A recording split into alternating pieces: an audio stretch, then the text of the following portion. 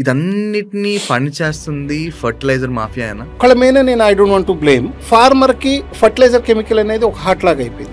నువ్వు ఏ ఊర్లోకి పోయినా నీకు బ్యానర్స్ గానీ స్టిక్కర్స్ గానీ ఏ ఫార్మ్ దగ్గరకు పోయినా ట్యాగ్ లైన్స్ గానీ ఏది ఎక్కువ కనపడుతుంది? Chemical fertilizer. మీరు చెప్పండి ఎందుకని ప్రమోట్ చేస్తున్నారు? They are influencing. ఒక రైతుదే ఫోటో వేసేసి ఒక డబ్బా పట్టుకొని నుంచోకంగా వాడు 10 మంది రైతులు అయ్యో ఆ రైతు అది కొట్టంగానే అన్నాక ఒక ఊరు మొత్తం ఇన్ఫ్లుయెన్స్ అవుతుంది.